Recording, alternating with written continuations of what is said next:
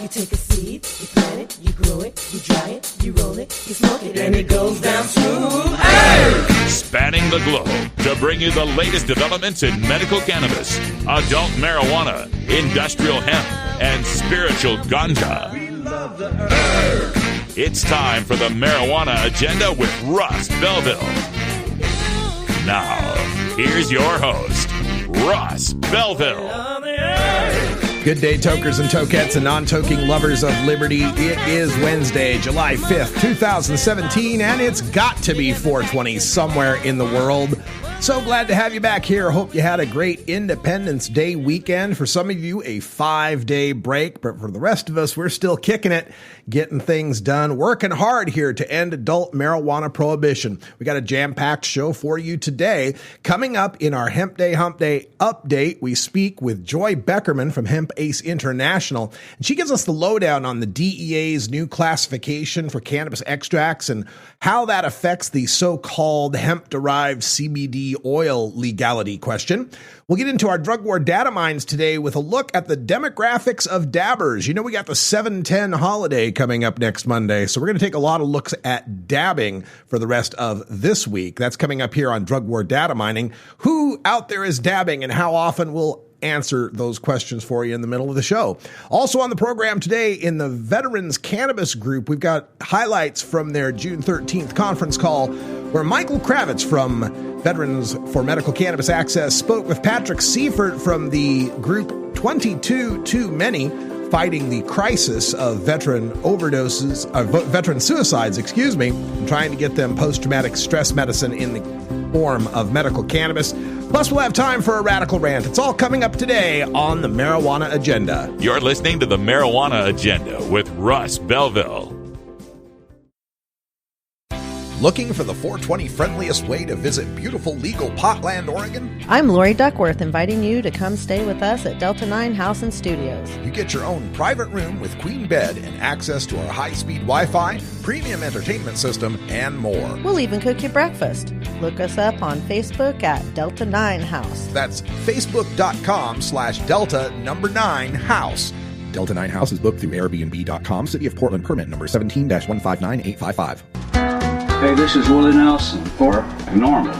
And I smoke pot and I like it a lot. I learned a long time ago that marijuana is a lot safer than alcohol. There's nothing wrong with the responsible use of marijuana by adults. It's time we stopped arresting and started respecting those who smoke marijuana responsibly. To learn what you can do to help, contact NORML at NORML.org or call toll-free 888-67-NORMAL. You're listening to the Marijuana Agenda with Russ Belville. It's like I picked the wrong week to quit smoking.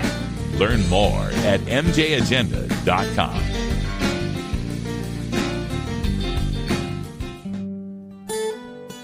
Hi, I'm Russ Belville from the Marijuana Agenda. Putting together the most comprehensive live weekday marijuana news talk program is a full-time job.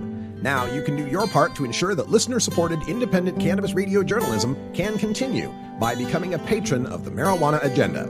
Just log on to MJAgenda.com and click the Become a Patron button. For your $4.20 monthly donation, you'll receive over 20 hours of original first-hour podcasts, plus other materials only available to paid subscribers. Or for just $9.99 a month, become a VIP patron. You'll get over 40 hours of podcasts for the complete program, including Toker Talk Radio, plus ad-free downloads of the segments heard on the Marijuana Agenda. Plus, VIPs get exclusive access to the video replay of the 2-hour live stream show and downloads of the spreadsheets and charts I provide from my years of curating marijuana data sets. Thank you for your support, and remember, I cannot do it without you. Please become a patron today at MJAgenda.com.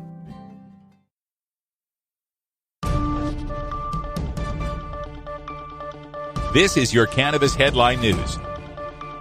Brought to you by MarijuanaMoment.net, the complete source for all your marijuana news in one morning newsletter from Marijuana Majority Founder Tom Angel.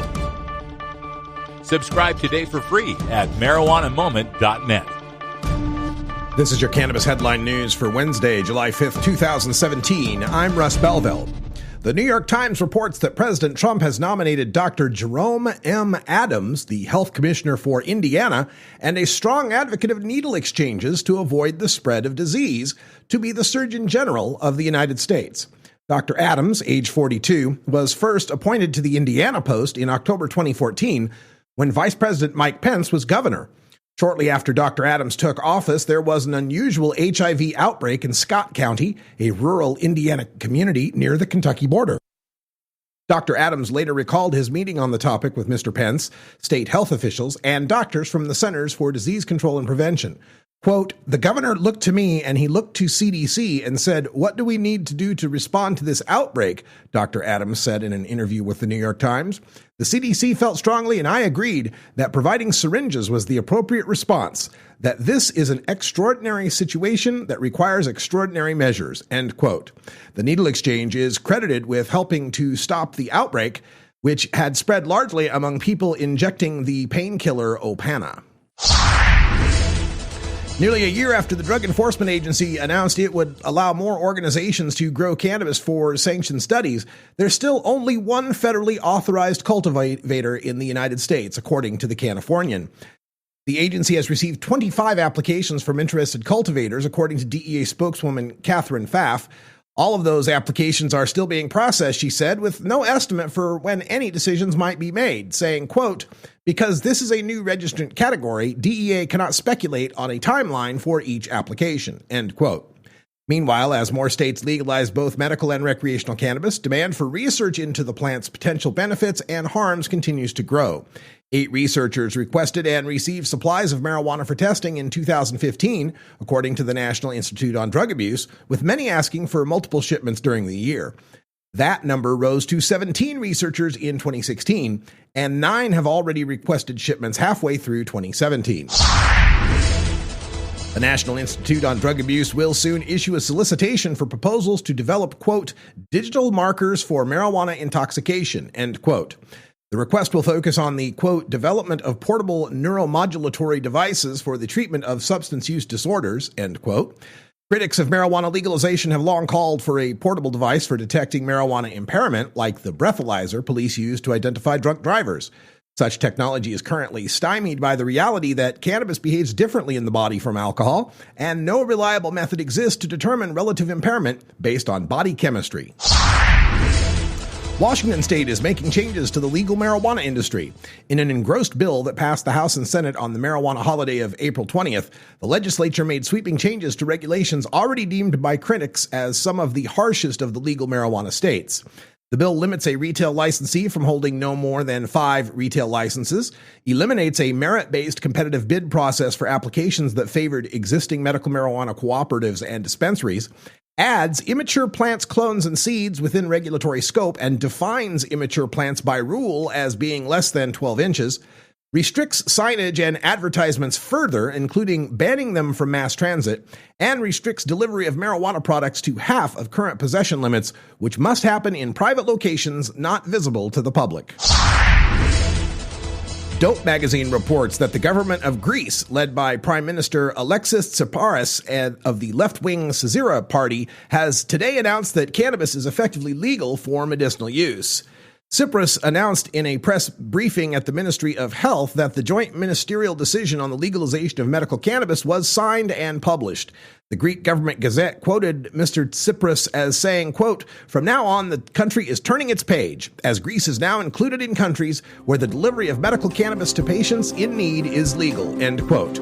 As part of the announcement, it was moved from Table A, the most restrictive category, including heroin, LSD, and MDMA, to Table B, the category that includes methadone, cocaine, and opium. This has been your Cannabis Headline News for Wednesday, July 5th, 2017. I'm Russ Belville.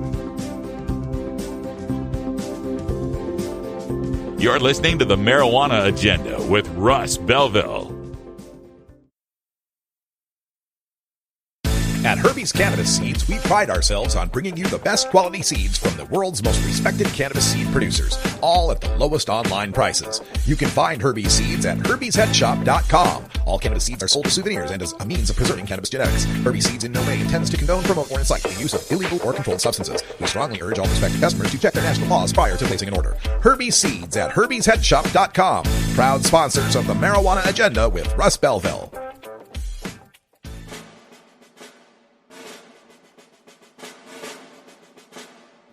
I'm Russ Belville with the Marijuana Agenda.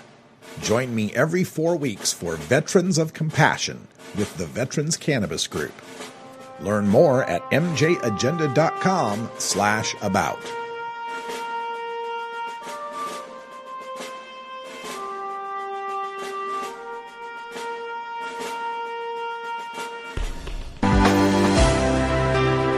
The Marijuana Agenda. Like the liberal agenda, but with profits.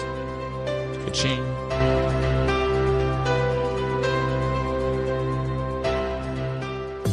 If you work in the cannabis industry, consume marijuana, or just support freedom, you need to know about breaking policy news that affects you. Marijuana Moment is the daily newsletter that helps you stay on top of all the latest and most important state, federal, and international cannabis developments. Brought to you by longtime legalization activist Tom Angel, Marijuana Moment puts a concise yet comprehensive overview of cannabis news in your inbox early every weekday morning. Wake up to Marijuana Moment and rest assured you'll be ready for the cannabis news that's driving the day. Subscribe now at marijuanamoment.net.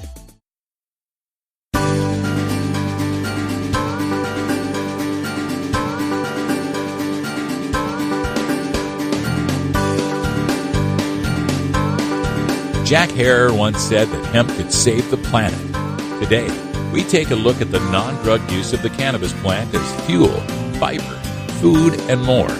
Now, let's restore hemp for victory in this Hemp Day Hump Day update.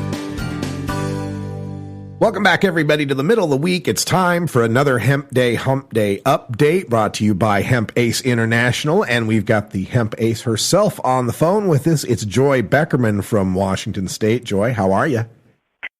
So well today, Russ. So glad to be here. So glad to have you here because we get so many questions from our audience and we read so many news stories on the show regarding hemp. And lately, the stories have all centered around this idea of hemp-derived CBD oil. And we've talked briefly about a court case that's going on and the DEA coming up with a classification for extracts. So there's a lot of confusion out there. And I figured if anybody could help us clear the air, it would be Joy Beckerman. So Joy, give us the latest. What's happening with this whole DEA classification suit? Well, as you know, there was a proposed rule in July of 2011 to define marijuana extract, and this was a DEA proposed rule, to define marijuana extract and assign it a new drug classification number. And the justification for it back then and still today is so that the DEA could comply more with their obligations under various United Nations treaties. Particularly, we are talking about the Single Convention.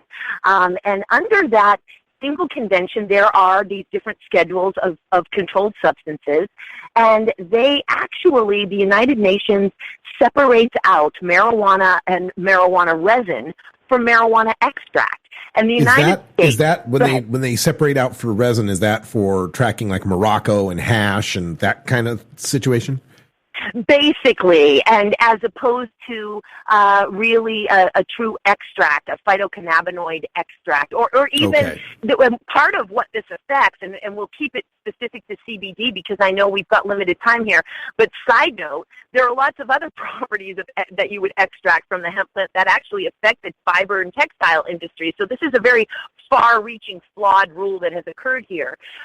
So in any event, but that's the justification that they used, and I think that it came about in 2011 because the investigational new drug applications had been applied for, and when that happens, when we're dealing with a controlled substance such as cannabis, to do research and get it classified as a dietary supplement or new drug, which hasn't happened yet in the United States, not for any particular cannabinoid or obviously the whole plant.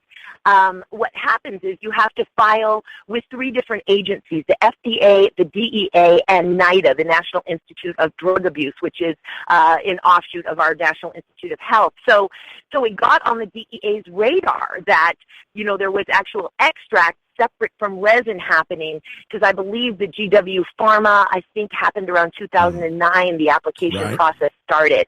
So it took the government a couple of years, so then they proposed this rule, and then they don't finalize the rule until December of 2016. So the rule's really only not even 7 months old yet. But it took 5.5 years, for whatever reason, for this rule to be finalized. And in its definition for marijuana extract, it does not separate out. Not that we like to separate marijuana from industrial hemp. I mean, this ridiculous side note world that I live in, where I'm sitting here, wanting to yell from the rooftops, it's one plant, it serves all of our needs, while at the same time having to be like, but we're really different industrial hemp than marijuana. I mean, it is just so ridiculous. But they do not separate out in any way, shape, or form marijuana from industrial hemp. They specify any extract from the genus cannabis.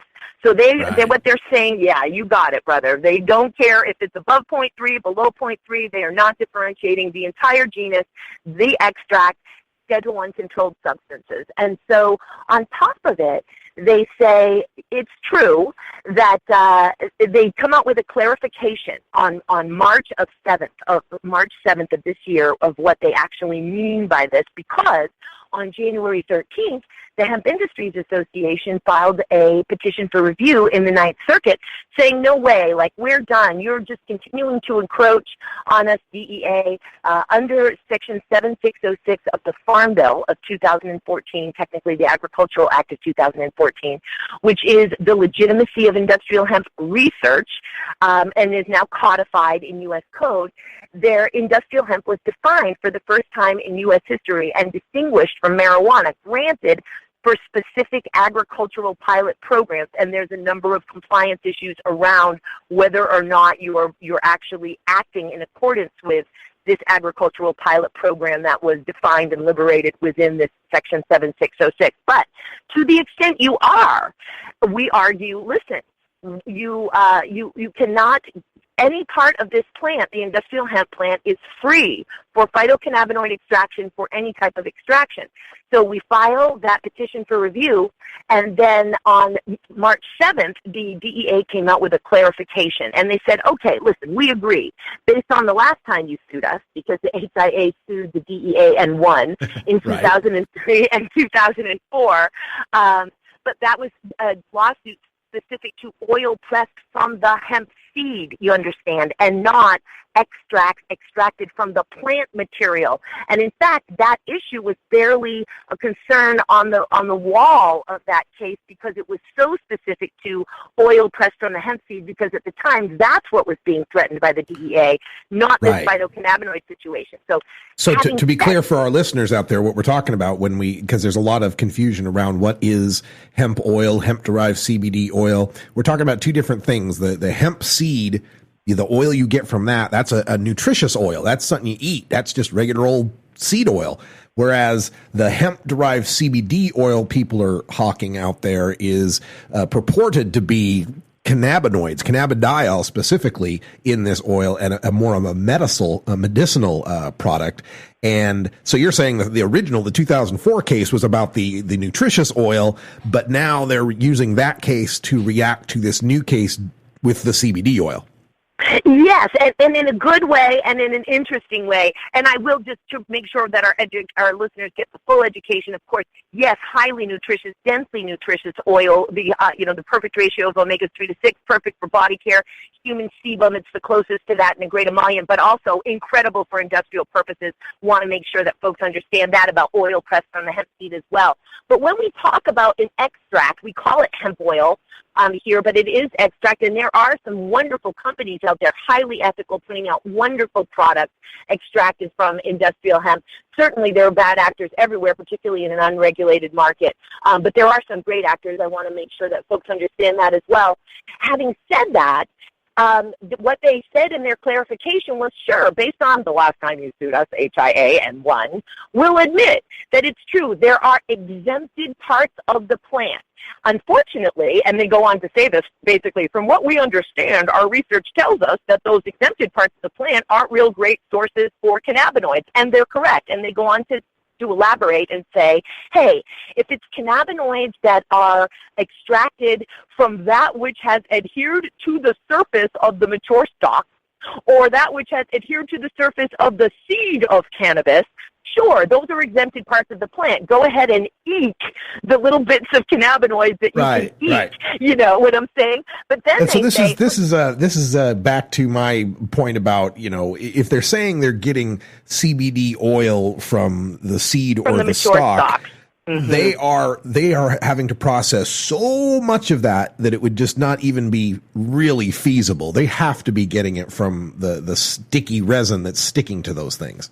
It's very interesting. And the fact, I thought it was actually a pretty good step forward. For the first time ever, the DEA acknowledged our case. Most of the time, they just completely ignore it. In fact, and I don't want to confuse the listeners, but we have a whole second, we meaning the Hemp Industries Association, founded in 1994, have a whole separate lawsuit going against them because they continue to actually violate the court's order from 2004. And so we have a motion for order to show cause as to why the DEA should not be held in contempt for this court's prior order based on the hemp seed alone. But moving back to CBD, so I don't confuse folks, you know, you and I can go down every rabbit hole and track each other, but of course not everybody can.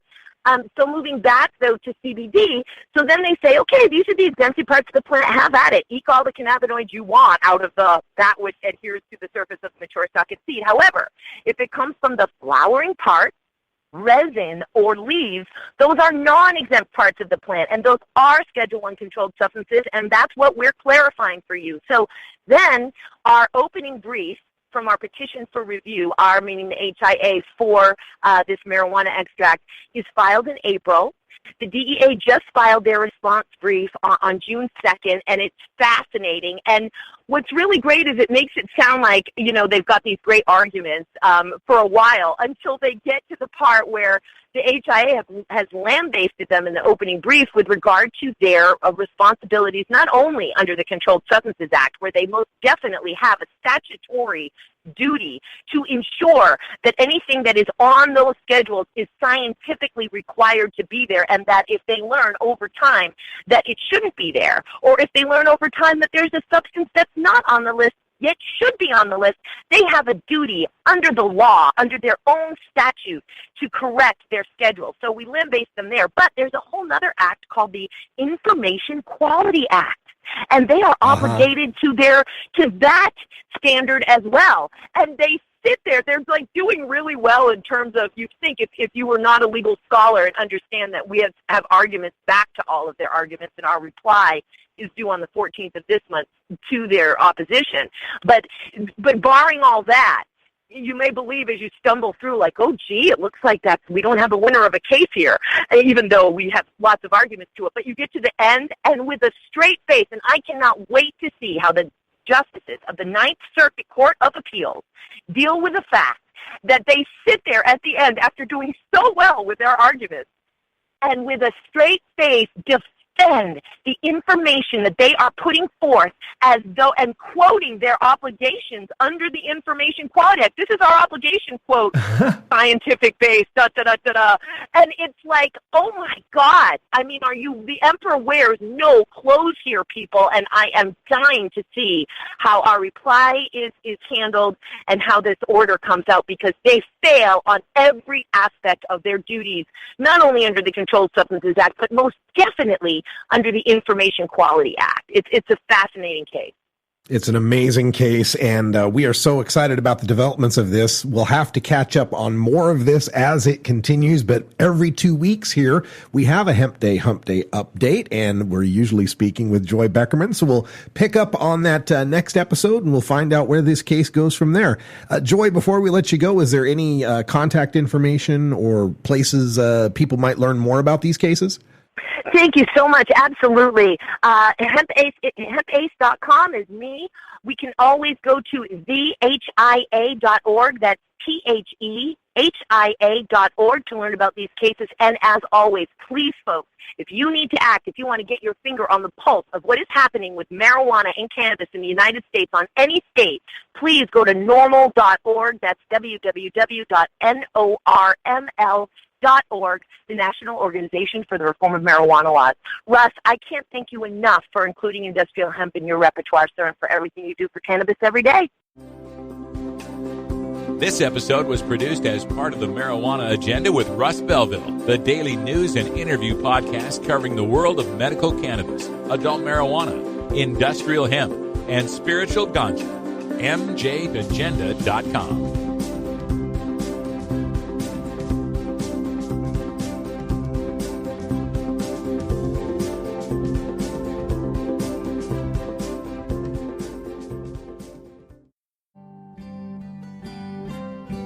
Hi, I'm Russ Belville from the Marijuana Agenda.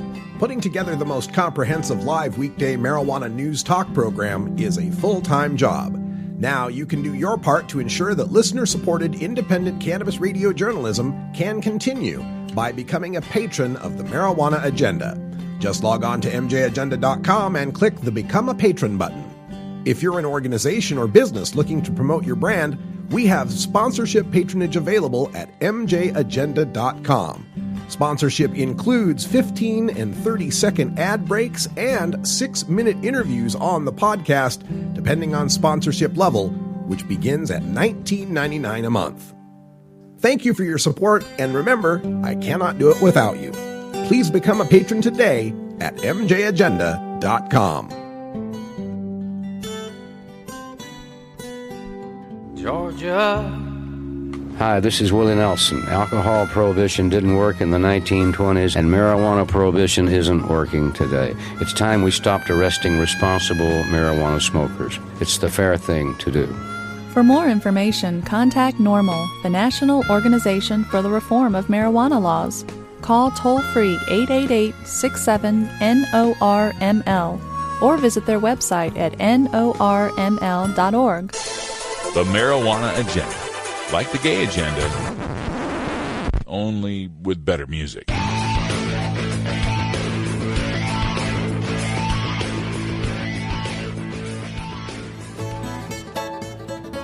New beginner guitars and banjos are often constructed much better than ones built before your time. Why struggle? Get a new instrument or fix the old one. The trusted professionals at the Fingerboard Extension will evaluate your instrument for free. Repairs are priced for people who work for a living. Stop by the Fingerboard Extension downtown Corvallis at 120 Northwest 2nd Street today, or check out its inventory on the web at fingerboardextension.com. Promoting the end of adult cannabis prohibition is easy because we have facts, science, reason, compassion, evidence, truth, and logic on our side. It's even easier when researchers catalog it all for us. Learn how to gather the facts on marijuana use, arrests, seizures, rehabs, drug tests, and more on this edition of Drug War Data Mining. Today in the Data Mines, there's a very interesting study being reported in the Journal of Drug and Alcohol Dependence. I'll post the link in our chat room for those who might want to research this further.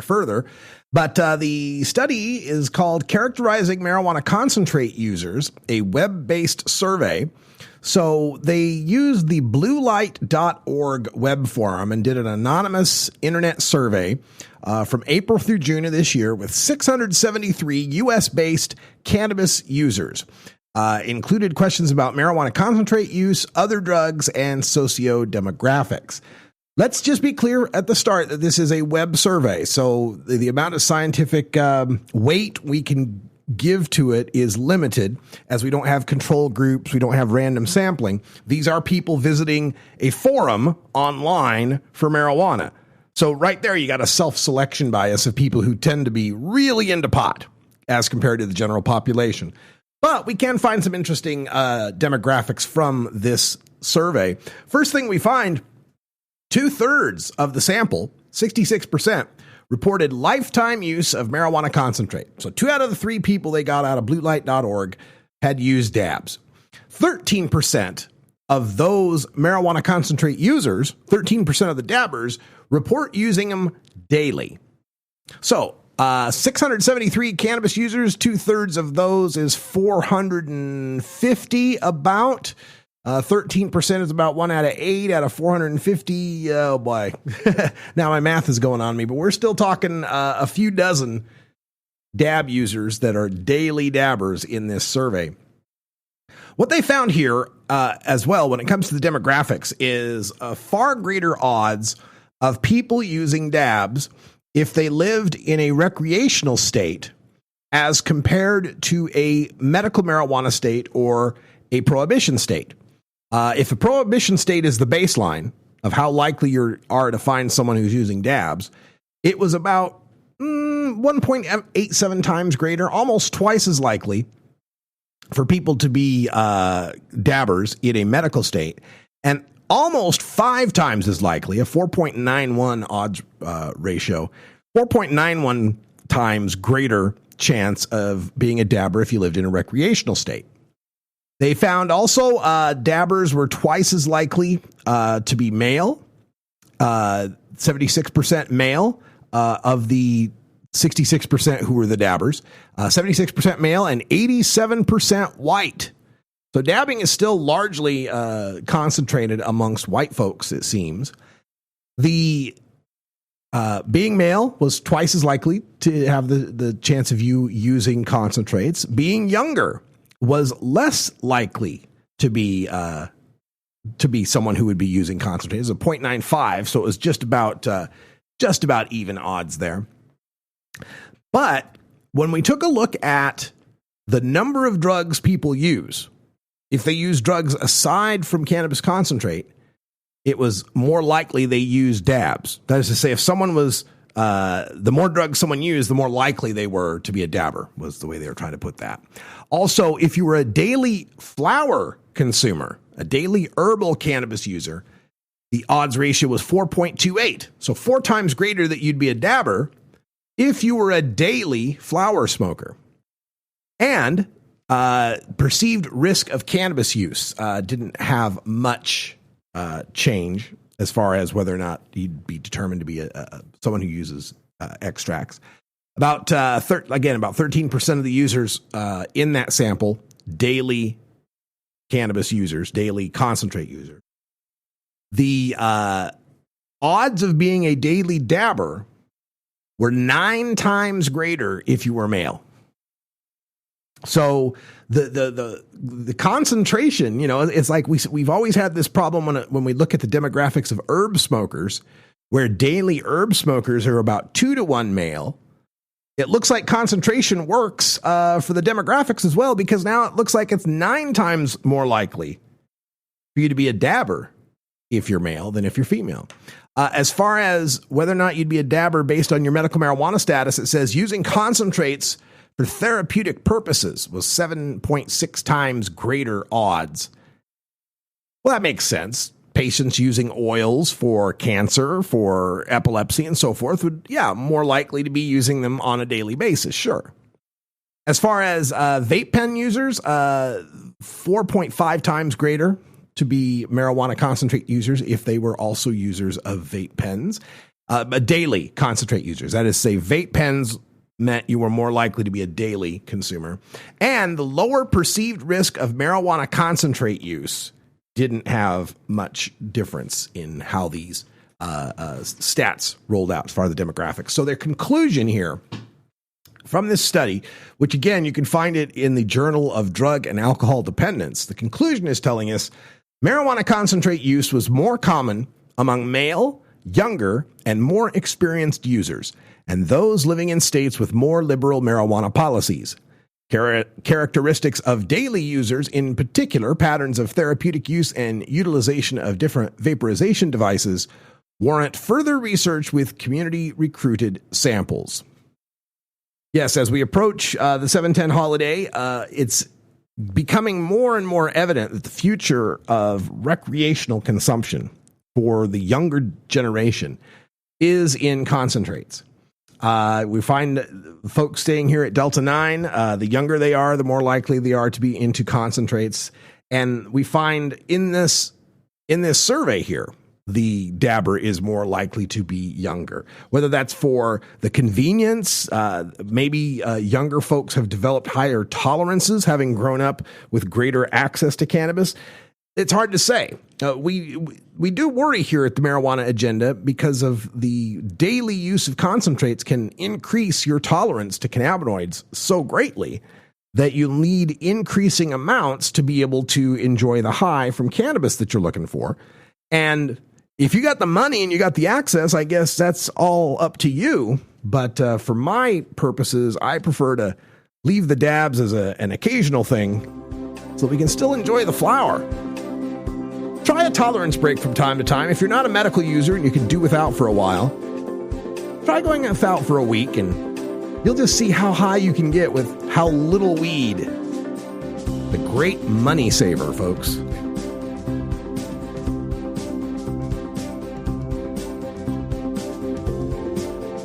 You're listening to the Marijuana Agenda with Russ Belville. Hey everybody, it's Russ Belville from the Marijuana Agenda, inviting you to be like me and get your ink done at Lucky Horseshoe Tattoo, Fort Worth's most female-friendly, clean, sterile, awesome tattoo shop. Thomas and his crew are true artists who can design you a custom piece or use a design you bring in. Lucky Horseshoe also offers all styles of tattooing as well as piercings and all-around fun. In the DFW area, stop by Lucky Horseshoe Tattoo and tell them Radical Russ sent you. Trust me, it'll feel awesome. Federal prosecutors have been ordered to pursue the toughest possible sentences for criminal suspects. U.S. Attorney General Jeff Sessions issued a memo May 10th rolling back Obama-era reforms that eased sentencing for some nonviolent drug offenders. Anthony Papa is the manager of media and artist relations for the Drug Policy Alliance. Papa says Sessions' reinstatement of harsher sentencing policies will destroy families because the breadwinners will be locked up for extensive periods of time. Not only is it going to put people with drug problems away that should be treated medically, not punitively, he's going to affect many family members of those that are being incarcerated. The National Association of Assistant United States Attorneys says the policy will, quote, restore the tools that Congress intended to punish drug suspects. For United News International, I'm Neela Uni. You're not high. You're listening to the Marijuana Agenda with Russ Belville. We've turned the corner on drug addiction in the United States. Drug addiction in the United States is under control. Okay, maybe you're a little high.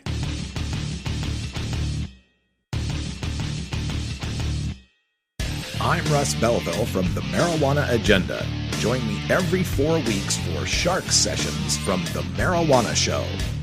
Learn more at mjagenda.com/about.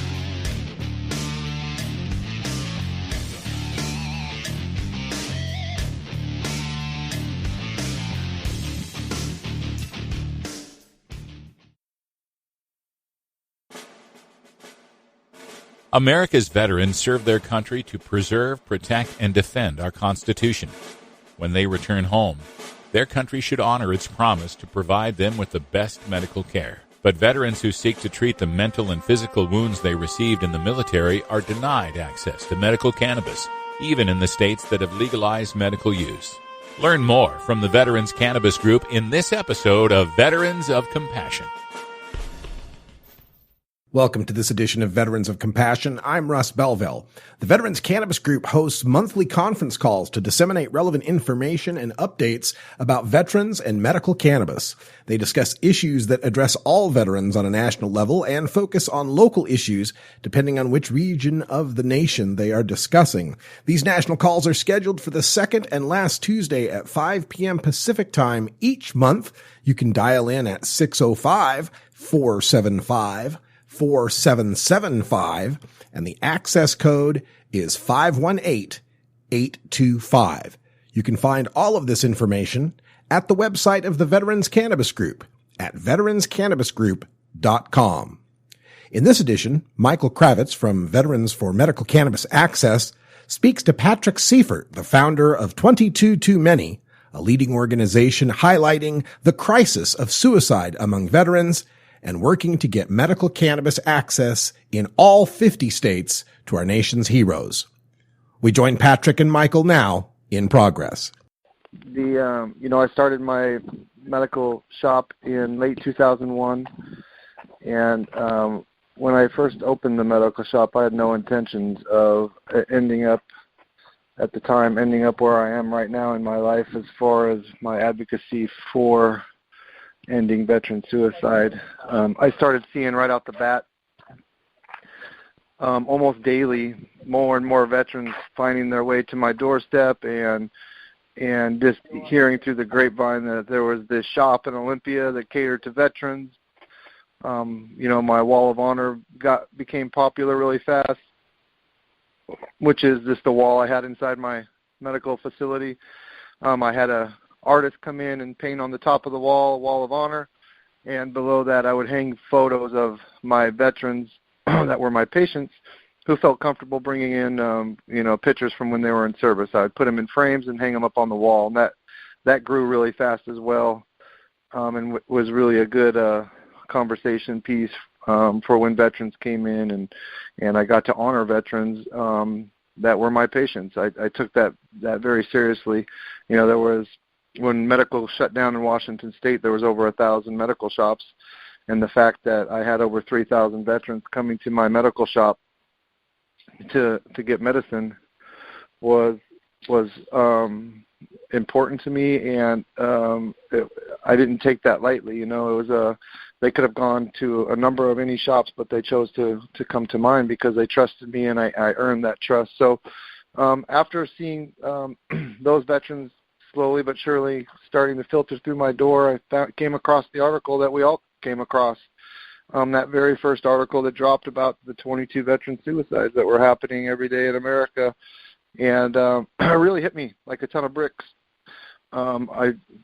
For the first 24 or 48 hours, I dug deep trying to find if it was a hoax, and it wasn't. With all the information that they had available at the time, that was the best numbers that they were coming out with. We all know, I think everybody on this call believes that that's probably higher than 22, but that's the first study that came out, and it just it was like the lights at the end of the tunnel, if you want, or I don't know how to really explain it, but it just made sense to me that I had these veterans coming in, not all of them, but most of which were on pharmaceuticals.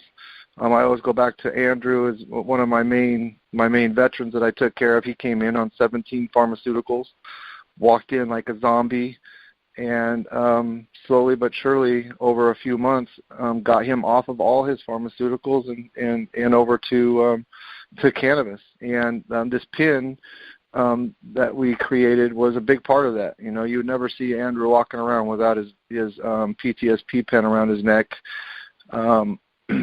And so I saw a need, and I wanted to fill that need. And the need was that we needed to get veterans access to this medicine. And the very first thing that we noticed was that, PTSD wasn't on the list of qualifying conditions. I won't go back into that because I think, Mike, you just said you explained that, how all that went down. Yep. Pretty much. And so we got PTSD added. They added TBI to boot. We weren't even asking for TBI.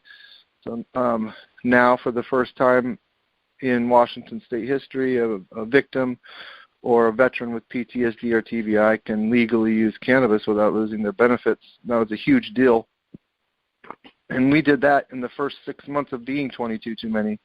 So we got to work right away as best we could in Washington State. As far as the pen goes, I went to, as you all know as well, the two safest ways for anybody to ingest or use cannabis as a medicine is for vaping or to eat the cannabis. And so went to my CBD farmer, which has 21 trademarks in Washington State, all CBD strains, 21 different CBD strains she has trademarked here in Washington State. And told her, I was like, listen, we need to create something, a security blanket, if you will, for these veterans with PTSD. We need to create, and I said the words, a rescue pin, if you will, for a victim with PTSD, something that somebody can have on them 24/7. I went to, her name was Ruby, and we had a long talk. I already had the guy in mind that I was going to use for our oil in our industry up here in Washington State. His name in the medical industry was Dr. J. He was an ACO oil maker, alcohol concentrate oil. And so I got my strains from Ruby and took those strains over to Dr. J, and his name was Jason, and had him turn it in to the oil that we need, brought it back to Ruby. We would put it into capsules. And I determined that, it would be nice to have a cartridge for the day and a cartridge for the night. And I am a victim of PTSD, and I felt that, throughout the day it'd be nice to have that vape cartridge that would keep, have the entourage effect of keeping you elevated throughout the day, but strong enough that if we have a PTSD episode, I could hit my pen and it would, instantly, if any of you use cannabis, it just instantly takes those thoughts out of your head, much quicker than pills can, much quicker than alcohol can. I just knew this to be true. And so I wanted to create the daytime entourage and a nighttime entourage. Of course, the daytime entourage, I think the last pen that we had, I sent those tests out to a few of my guys, but I think we were up near the 50s in the CBD in the test and the high 30s for THC. Of course, we were using the terp profile of a sativa for the daytime, a sativa CBD plant. And then for the nighttime, I have night terrors. I probably have a night terror once a week or once every other week.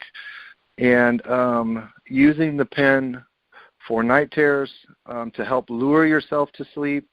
And we would use the heaviest indica that we could get our hands on in the industry. And it just so happened that the one that we could get that was most effective through our testing, we ended up getting all the way up to PTSP pen number 5 before the trials were over, which was July of last year. And the only reason they ended was because medical ended in Washington State, and it switched over to a retail market. So we legally could not keep going with those studies.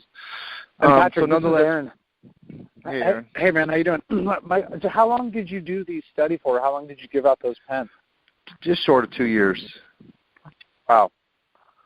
So probably collected a lot of data in that time period. Yeah, and you know what? It was hard, not easy, because asking a veteran or a victim of PTSD to keep a log or a tally, or I told him, I go, if you bring me in notes on a dinner napkin, I don't care, but I'm about to hand you 2 grams of oil, a battery, and 2 cartridges, and a vape pen for free, and this is all I'm asking in return. All I want is for you to tell me how good this pen is. If it's not good, I want to know. If it's good, I want to know. What time of day you used, I want to know.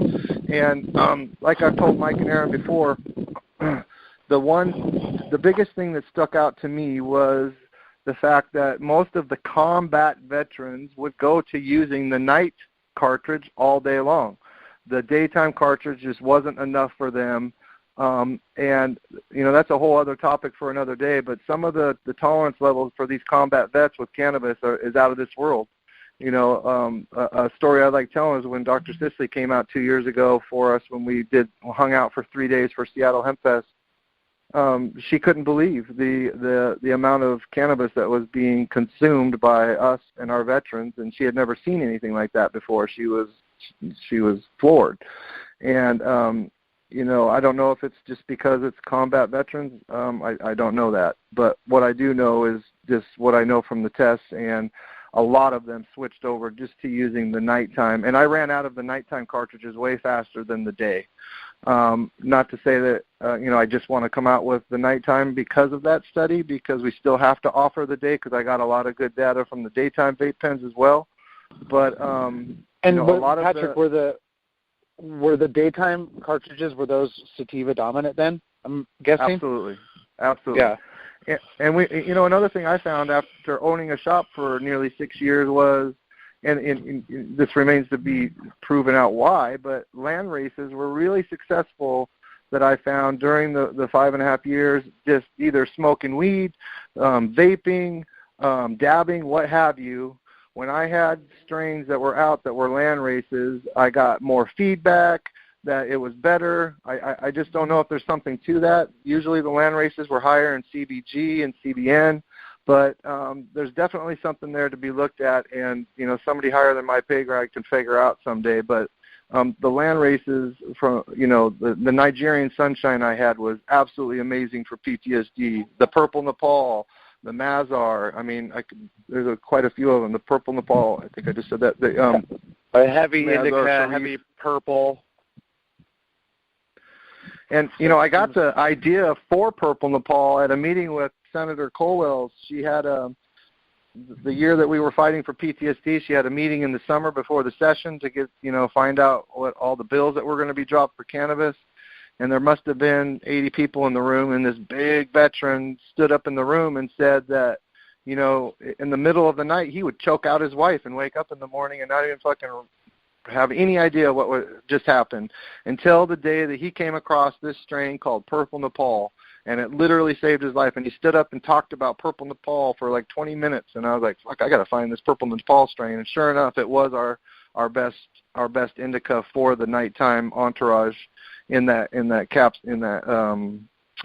cartridge. And so, I'm not to say that there's not another a heavier indica out there. That's just the one that we had most success with.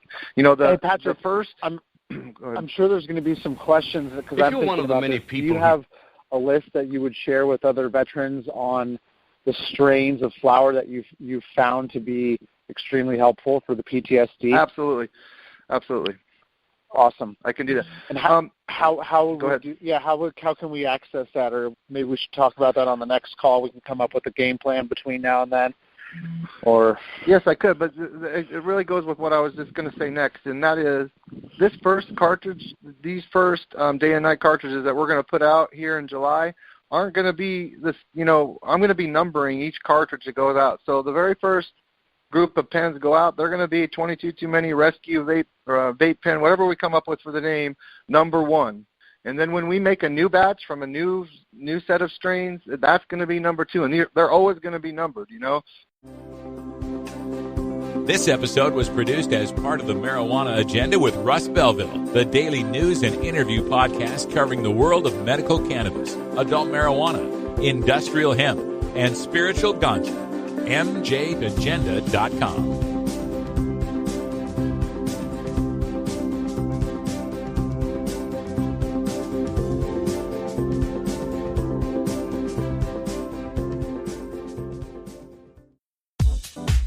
The Marijuana Agenda with Russ Belville is proudly sponsored by the Marijuana Business Association. The MJBA, called by NBC News the Cannabis Chamber of Commerce, is the fastest growing business association and the fastest growing industry in America.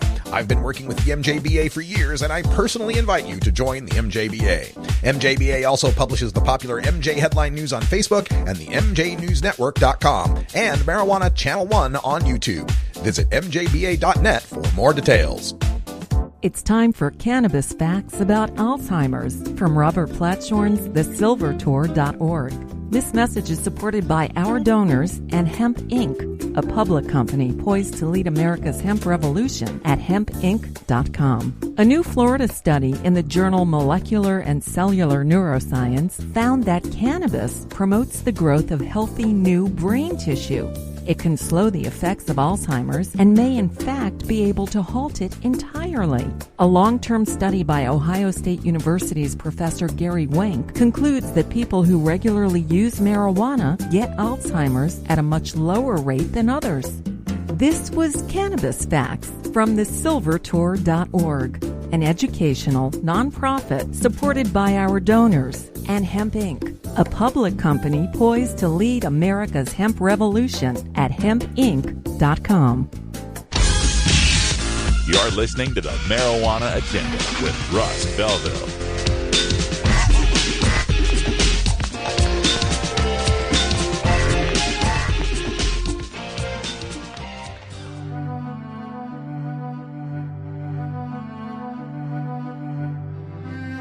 I'm Russ Belville from the Marijuana Agenda. Join me every 4 weeks for Our Government at Work, the latest in cannabis reform at the local, state, federal, and international level.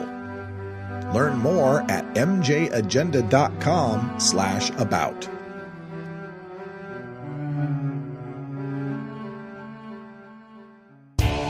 total war against public enemy number one. 10 federal criminal penalties for up to 1 ounce of marijuana. Marijuana is probably the most dangerous drug. Just say no. Legalization is just another word for surrender. I experimented with marijuana and didn't inhale. This is not medicine. This is a Cheech and Chong show. Encourage people to use less drugs. I inhaled. That was the point. I think it would be a mistake to legalize. Negative reports coming out of Colorado. People don't smoke marijuana. Radical Rant. Today for the rant, I want to talk a little bit more about the opioid overdose crisis we're dealing with in this country. And there are many angles to this. And the angle I want to talk about today is our own government, which is now using the threat of this crisis to push all sorts of political agendas, one of which is to try to link marijuana legalization to this crisis with the hoary old gateway theory, the idea that using marijuana opens one up to wanting to take other drugs, and refusing to pay attention to the real gateway to this opioid overdose crisis, and that is our federal government. Our federal government, which has approved the massive increases in opioid production quotas throughout the 1990s and 2000s.